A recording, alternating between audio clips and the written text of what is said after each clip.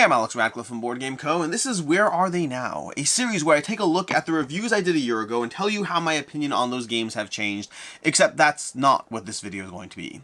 This video, I desperately is way too needy. I would love your feedback on this video because of the fact that this is going to be a different change to the Where Are They Now series. I'm adjusting the format, I'm experimenting with it. If you've watched the last several Where Are They Now videos, I've talked about how I'm not fully satisfied with the series, and the reason for it is because the goal of the Where Are They Now series, let's go, you can jump to the timestamps if you want to skip this part, but the goal of the Where Are They Now series is the idea that sometimes our tastes change and evolve. Sometimes that game that I reviewed a year ago and I gave a 4 out of 5, I've played it like 7 more times and it's dropped to a 3.5, or alternatively my experience has enhanced itself and I've enjoyed it even more than I did last year, and so to that end, it went up in ranking or something. It kind of gives you a longevity ranking to the games I reviewed as opposed to the, in the moment how things are.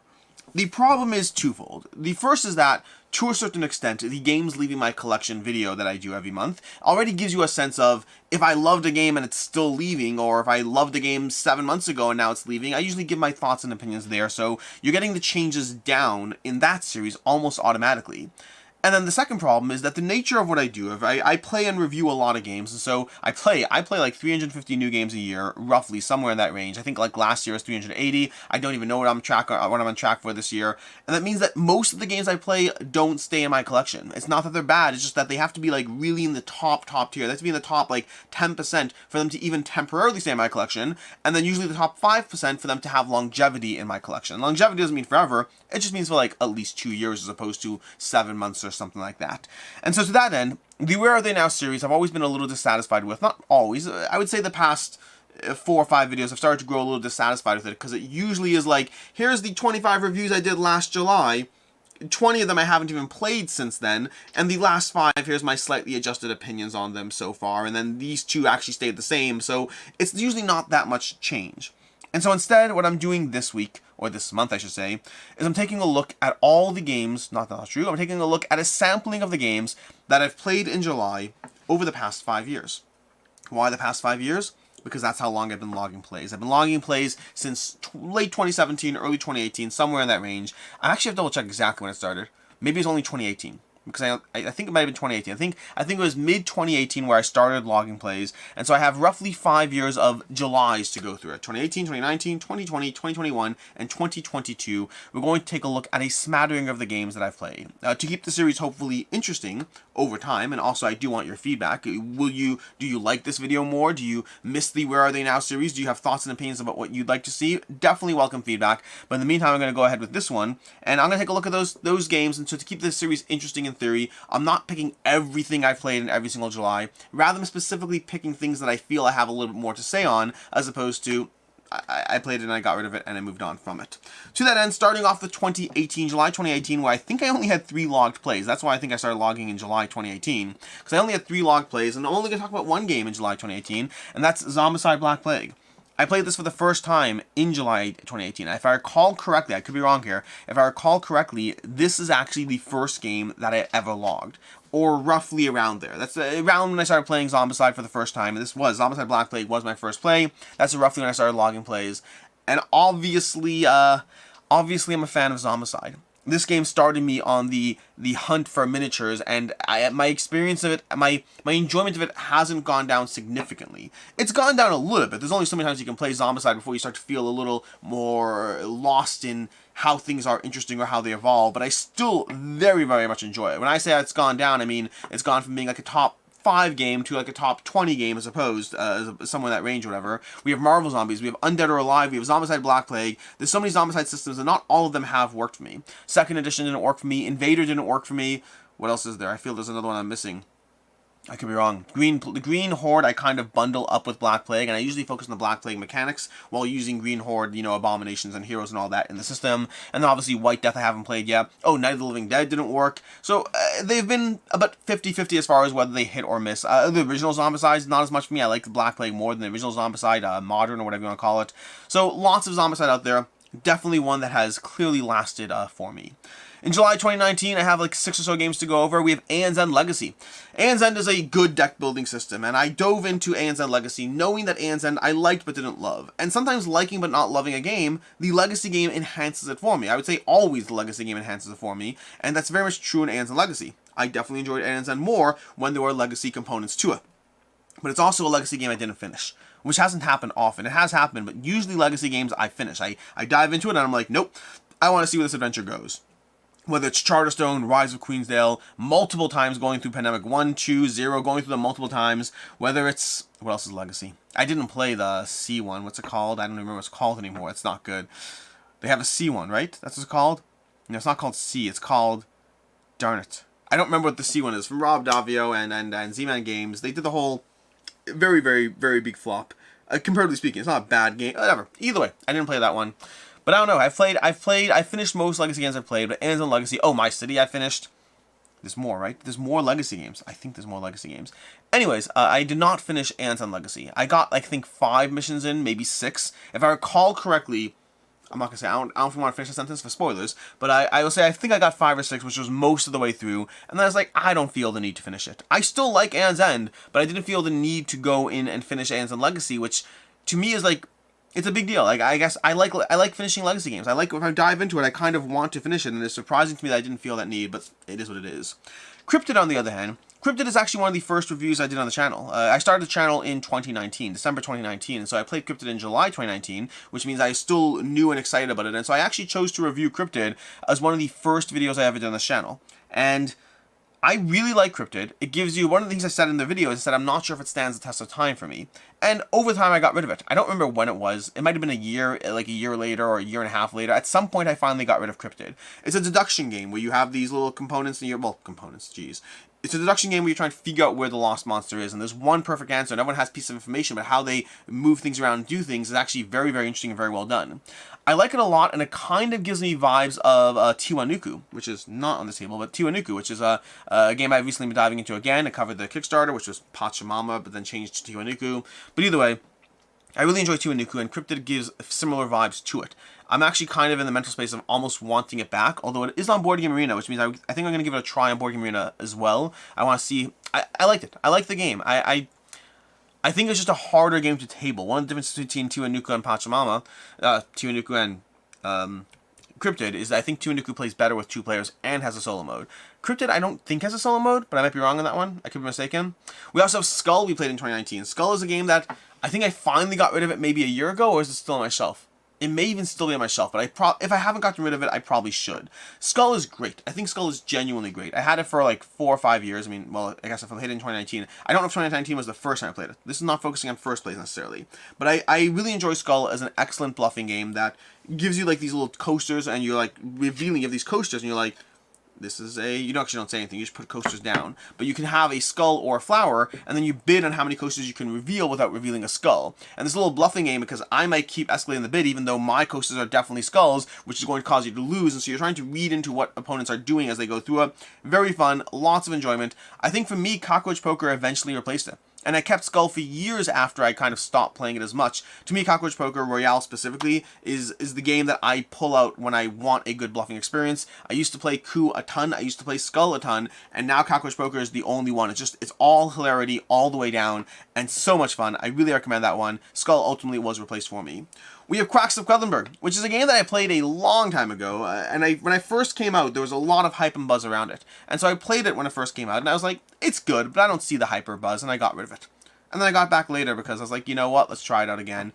And it's still not a game that I love, but it is a game that I enjoy. I have multiple expansions in here, and it's more that I find it's just a easy game to pull out and give people a good experience. My daughter loves it, which certainly helps get it tabled.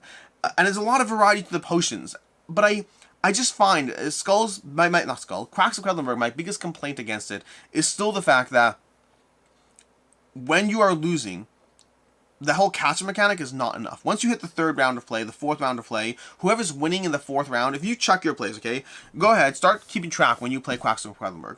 Whoever's winning in round 4, 99% of the time, 98% of the time, they're winning in round 9. which means at that point, from round 4 onwards, unless it's neck and neck, if it's neck and neck, maybe, sure. But I would say on almost all my plays of Quacks of Quedlinburg, the winner in round 4 is likely winning the game at that point, and you're just along for the ride.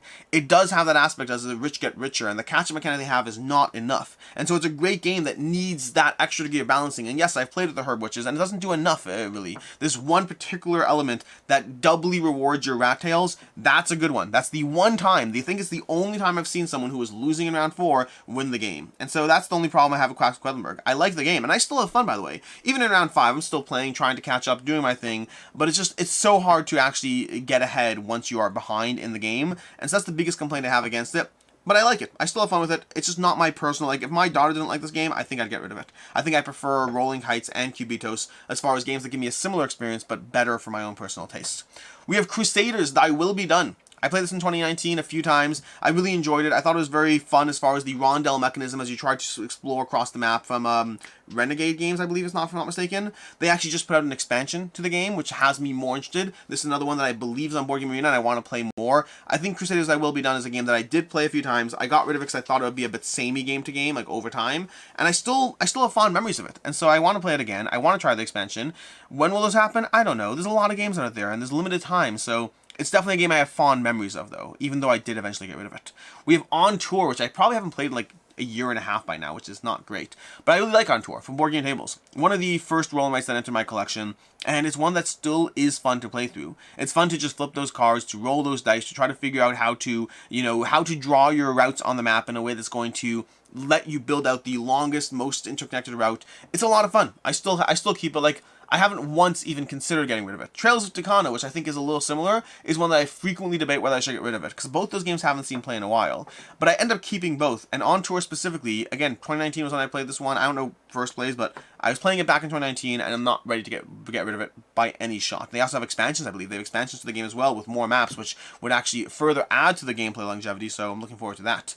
Then in 2020, July 2020, we have Margraves of Valeria. Margraves of Valeria from Daily Magic Games, another Valeria game that is one of my favorites in the series. Valeria Card Kingdoms is my go-to and my favorite. Shadow Kingdoms I very much enjoyed. Margraves I very much enjoyed, but both Shadow Kingdoms and Margraves have ultimately left. I found Margraves was diving into a territory where it was a heavier game that started to compete with games with the like of Coimbra and whatnot, which meant I really like Margraves, but because of the game weight of how it escalated, I found over time, and I kept it, I had it for like a year plus, if I'm not mistaken, but it's one that at a certain point I was like, you know what, I think I'd rather play other heavy Euros, games like Bruges or Oracle of Delphi or Coimbra, as opposed to what Margraves is. Margraves is great, and it builds upon the Valeria universe. It just pushed itself to a bracket where it was competing with games that were really, really, really good. And Margraves is like a 4 to 5, but I find that when it comes to mid or heavyweight Euros, I find I only keep games that are 4.5 or higher, just because of how many there are and how hard it is to table them and how good some of them can be. And so Margraves is a solid 4 that eventually did go away.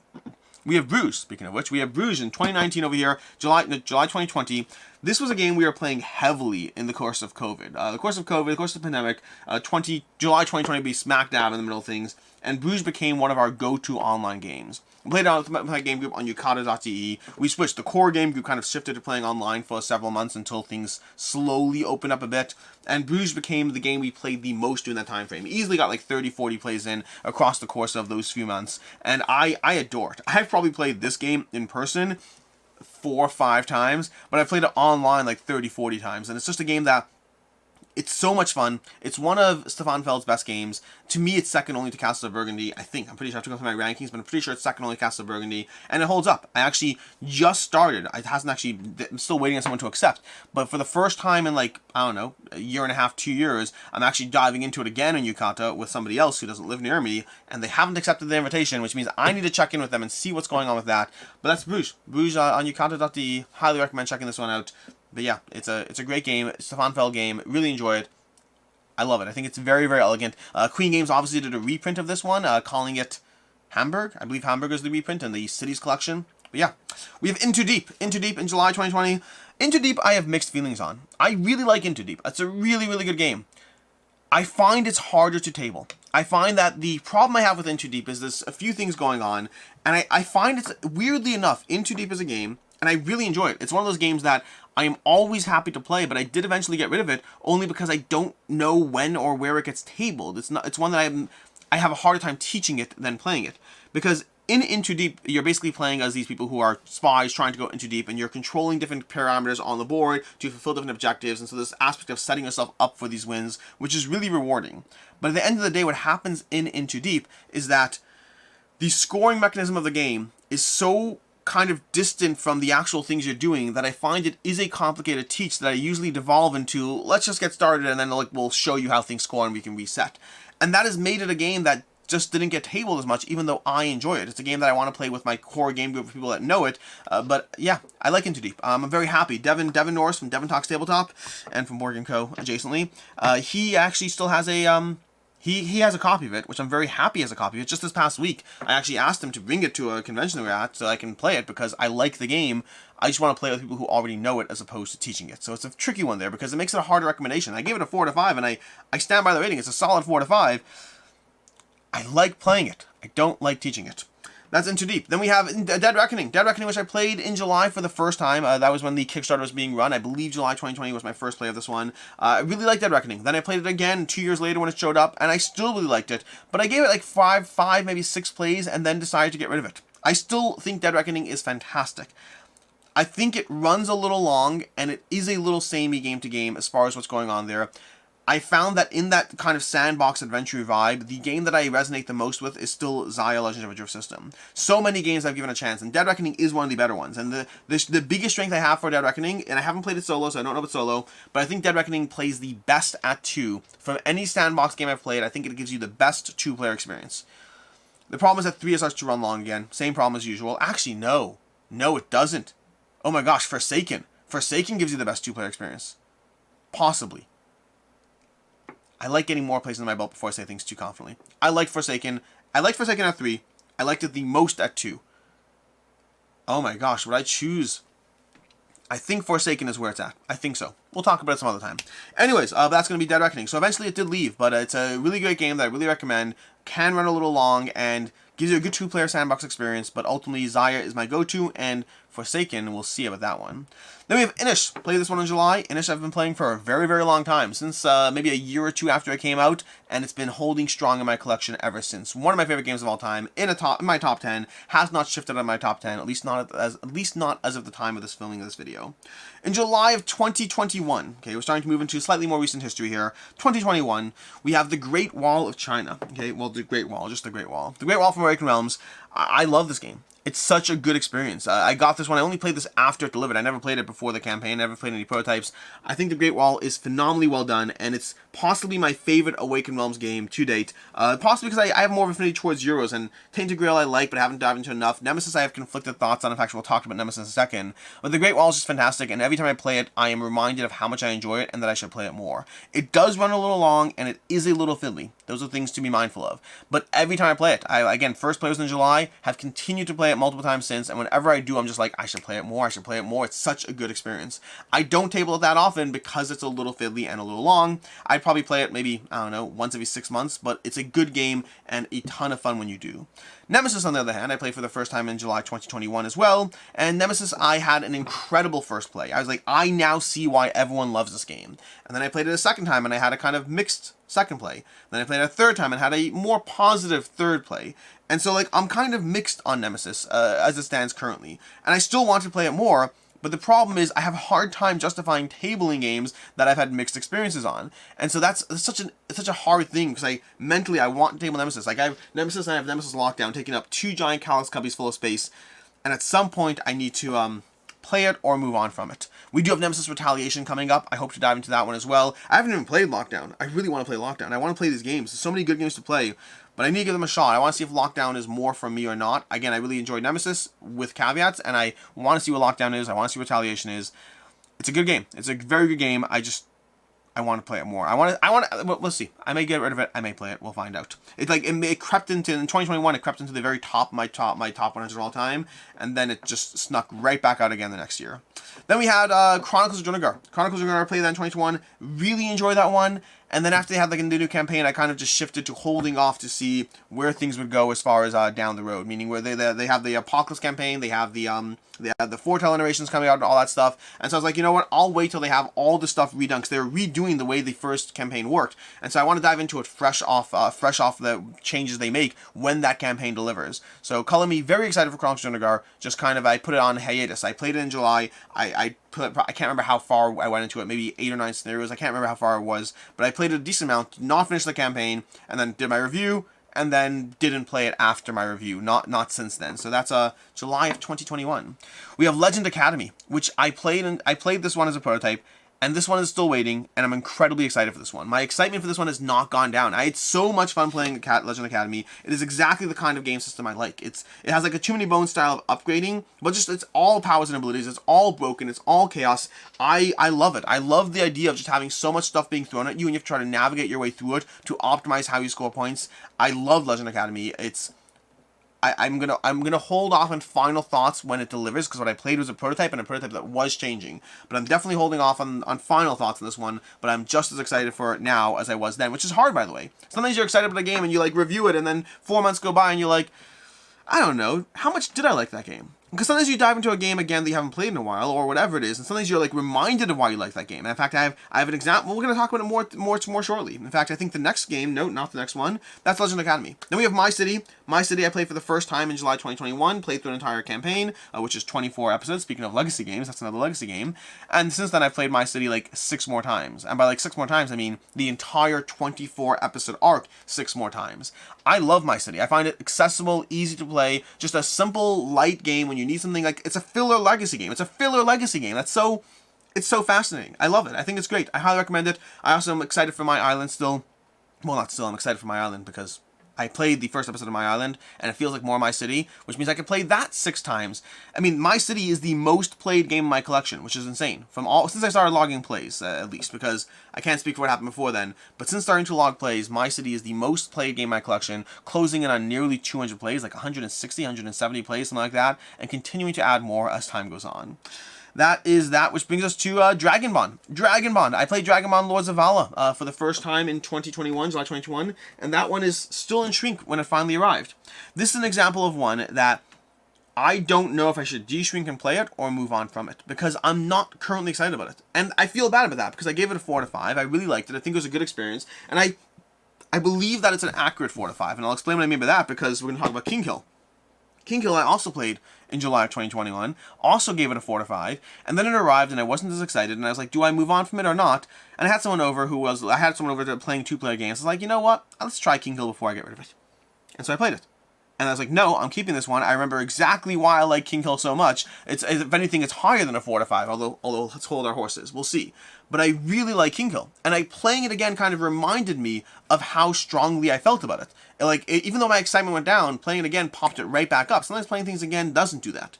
In the case of Lords of Vaala, I remember enjoying it. I remember the kind of action programming mechanism. I remember the dragon bonding, the managing of your economy. I thought it was a really smooth game. My biggest potential complaint is I think it plays best at 4 players, which is the tricky part to manage. And that might be why I get rid of it. See, King Hill at 2 players I can table. 4 players, I'd rather play an area control game that I'm not sure I'm doing about Dragonbond. I'm not sure I'm doing about Lords of Vaala, which I guess Dragonbond. Yeah, I'm not sure what I'm doing about Lords of Vaala. We'll see on that one. I'm definitely hesitant. I remember enjoying it very much. I think the 4-player thing might be a factor for me, because I have 4-player games that are so hard to get to the table these days. And I have so many ones that I love, as opposed to ones that I like. Even King Hill. If King Hill was 4-player only, I think it would be gone, as much as I liked it. Because there's so many good 4-player games. Either way, that's 2021. Which brings us to July of 2022, and we have Super Fantasy Brawl. That's going to be one where I currently have doubts on. I loved Super Fantasy Brawl. Loved it. When I first played it, there's such a huge sense of discovery, and I still very much enjoy it. But I find I enjoy it less as time goes on. The more I play it, the more it does kind of move down. I think it was if I recall correctly, I gave it an 8 out of 10 at the time, or a 4 out of 5. I don't remember if I was doing ratings back then, but I think it was a 4 out of 5, and I think it might have shrunk to a 3.5 out of 5, which also would mean, if that's true, that's probably on its way out, but we'll see. For right now, it's still on the shelf. It still have it all. I'm still excited about it. I still want to play it, but we'll see. We'll see what happens with that one. I'm not sure where it goes. We'll see. Maybe next year, July 2022, we'll talk. next year when I do 2024's look back, whatever it is, maybe I'll talk about Super Fantasy Brawl again and let you know where it ended up, because I'm not ready to let go yet. I think it's an accessible skirmish game that can be a lot of fun.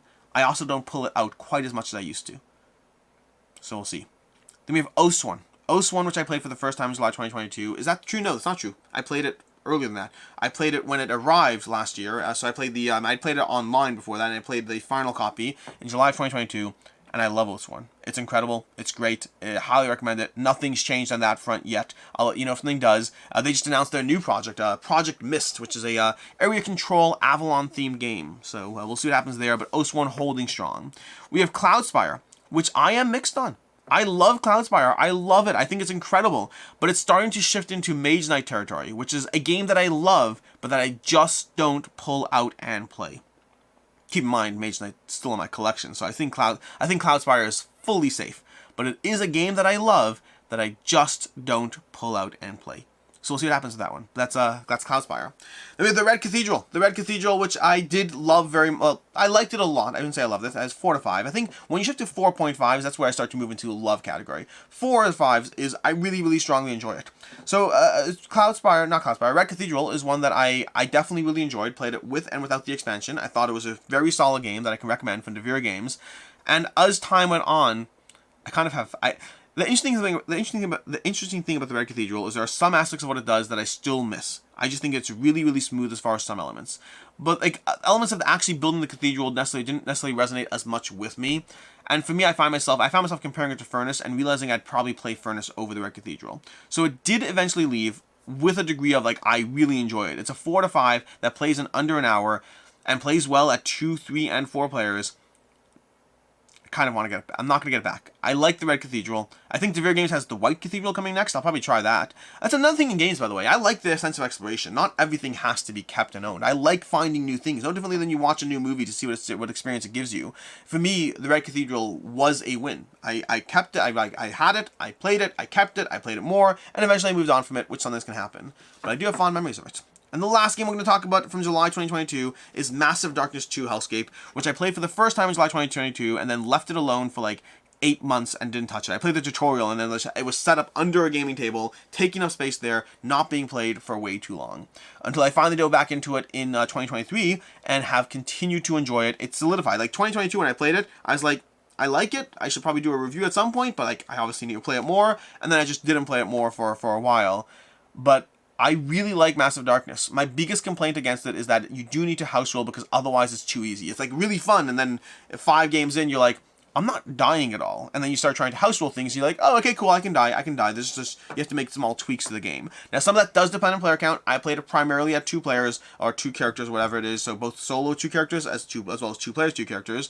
When you play at higher player counts, it does get harder, so there is that to say about the game. I definitely enjoy it. It can run a little long when you're playing at a higher character count, so that's another factor as well, but I really strongly enjoy it. I give it a 4.5, and I'm 100% down on that 4.5 rating. Really enjoy Massive Darkness 2 Hellscape. And that is your Where Are They Now revised edition.